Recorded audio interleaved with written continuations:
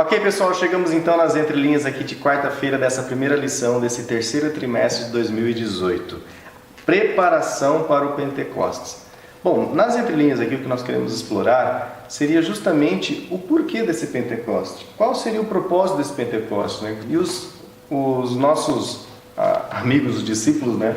Eles se prepararam para esse período, nos dando um pouco de exemplo, que há momentos na vida que você tem que se preparar. Usando um pouco aquela minha fala, né, da vinda de Cristo, que Cristo passou aqui ensinando, muitas vezes a gente tem que tornar isso bastante prático, né, Alexandre?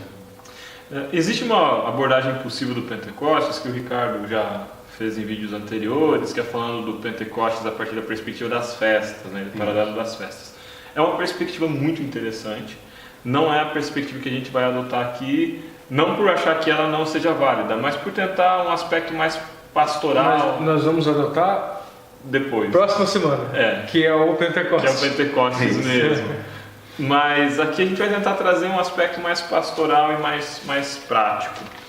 Então, primeira característica que a gente tem antes do Pentecostes, ela está lá em Atos capítulo 1, versículo 14. Todos estes, quem são estes? Pedro, João, Tiago, André, Filipe, Tomé, Bartolomeu, Mateus, Tiago, filho de Alfeu, Simão, Zelote, Judas, filho de Tiago, as mulheres também. Todos estes perseveraram unânimes em oração com as mulheres, com Maria, mãe de Jesus, e com os irmãos dele. Então, é um momento, vamos olhar assim, bonito. Eu diria que dentro do livro de Atos é um dos momentos mais bonitos, porque depois eles se espalham, eles se esparramam. Não que eles se espalharem não seja bonito, mas cada um seguiu o seu rumo missionário. Alguns foram para a África, outros foram mais para a Ásia, e nós entramos em contato mais com a trajetória de Paulo, que foi quem pregou para o Ocidente, justamente por causa do livro de Atos, da preocupação de preservar essa narrativa. Só que a gente não vê os outros discípulos. Eles pregaram também. Pregaram, e as mulheres estavam juntas. As mulheres pregaram, as mulheres estavam presentes, as mulheres eram atuantes também. Discordo um pouco da interpretação do livro que eu apresentei antes, né? No capítulo introdutório ele fala que não existia distinção de classe, de sexo, que todo mundo era bonito e as pessoas se abraçavam. E não é essa a realidade. As pessoas continuavam machistas, elas continuavam xenofóbicas. Até hoje. Até hoje, e como, né? Não vou falar de machismo na igreja porque a gente desvirtuaria do tema e eu teria muita vontade de falar muita coisa. Mas vamos seguir por enquanto com o amor cristão. E nesse momento estava todo mundo reunido, sim. Apesar dos preconceitos, apesar das discordâncias, depois eles quebram os potes, eles discutem, mas naquele momento eles estavam reunidos, eles estavam orando. E o aspecto que motivou essa reunião deles foi passar 40 dias com Jesus. Quando a gente está com Jesus, as discordâncias elas perdem foco, elas perdem importância, perdem peso. Quando a gente está olhando para a vinda iminente de Cristo e eles olham para Cristo e perguntam: será nesse dia que será estabelecido o seu reino? Então, quando a gente está preocupado com a iminência da vinda de Jesus, nós nos tornamos mais tolerantes. Geralmente, quando a gente se aproxima ou entra em contato com alguém que está com uma doença grave, ou que está muito idoso, alguém que percebeu a iminência do fim daquele momento, essa pessoa ela apresenta uma perspectiva diferente sobre a vida. E é isso que a gente está vendo aqui. Apesar das discordâncias, apesar das diferenças, eles conseguiram se unir em torno de uma causa. E quem fez isso foi o Espírito Santo já, a atuação do Espírito Santo.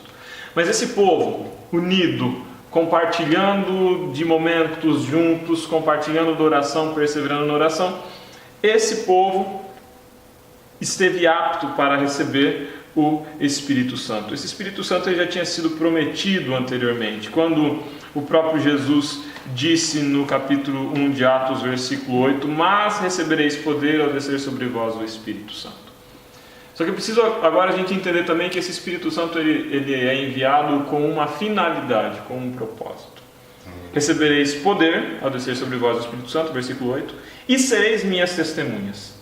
Então, o poder ele é enviado para o propósito de testemunhar, para o propósito de pregar.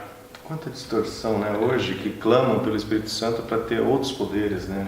É interessante perceber isso. A questão aqui não estava em receber um poder para ganhar status dentro da igreja. A questão não estava em receber um poder para mostrar para os outros: olha só como eu tenho poder. A questão não estava em nada disso, em fazer milagre pelo milagre. O poder era para testemunhar aonde? Jerusalém, Judéia, Samaria e os confins da terra. Então, a preocupação aqui estava com o ministério. E o poder que foi enviado, a gente vai estudar mais para frente, ele foi um poder ligado ao ministério. Foi a capacidade de pregar, foi a capacidade de falar, foi a capacidade de falar em idiomas diferentes para que as pessoas entendessem. Agora, quando a gente olha o meio evangélico hoje, a gente percebe um derramamento falso do Espírito Santo que não é para preparar para o serviço, que não é para ser testemunha, que não é para edificação da obra. É um derramamento falso do Espírito Santo, é um derramamento de poder carismático, de dons emotivos, de sentimentalismo, que servem sim para a edificação de um status dentro de uma comunidade, que serve sim para angariar poder dentro de um grupo, para dizer que eu sou mais santo, que eu sou menos santo, que eu fui batizado pelo Espírito Santo, e cujos frutos eles são muito limitados. Se você acessar a internet, acessar o YouTube e começar a pesquisar a fundo os movimentos de carisma dentro das igrejas pentecostais hoje, a gente percebe ali muito de um movimento sincrético, muito de mistura religiosa. E que mistura é essa? A gente percebe práticas cristãs dentro de um complexo religioso que se propõe cristão, mas tem muito elemento ali de cultos de matrizes africanas. Primeira coisa, não estou aqui em primeiro lugar fazendo uma crítica à Umbanda e ao Candomblé. São manifestações religiosas que precisam ser respeitadas dentro das suas especificidades. E não estou fazendo também uma crítica ao movimento pentecostal puro e simples. É uma manifestação religiosa que tem que ser respeitada dentro da sua especificidade. Mas o que acontece? Esses mesmos pastores que fazem tantas críticas e críticas tão violentas às religiões de matriz africana, esses mesmos pastores impõem nos seus cultos, no afã de angariar fiéis, na vontade de pegar fiéis que vêm das religiões de matriz afro, que respeitam e que têm uma prática religiosa dentro das religiões de matriz afro. Então o que fazem? Introduzem dentro do culto que se propõe cristão as práticas, os hábitos, os costumes e toda a estética, vamos voltar para a fenomenologia, né? Toda a lógica de aparência dos cultos de matriz afro. E aí a gente encontra a possessão que se diz do Espírito Santo, muito semelhante à posição das pombas-giras, por exemplo. Um antropólogo que vá fazer a descrição de rituais de candomblé em que aparece a pomba-gira e aquele que recebe a entidade começa a girar. Vai encontrar semelhança no mundo pentecostal. Entra no meio pentecostal, vai numa igreja pentecostal e vê o quê? As irmãs girando do mesmo jeito, com palavras semelhantes, com a glossolalia semelhante, com as manifestações fenomênicas ali, o tremer do corpo, o som, o grito, a posição da voz, tudo isso muito semelhante.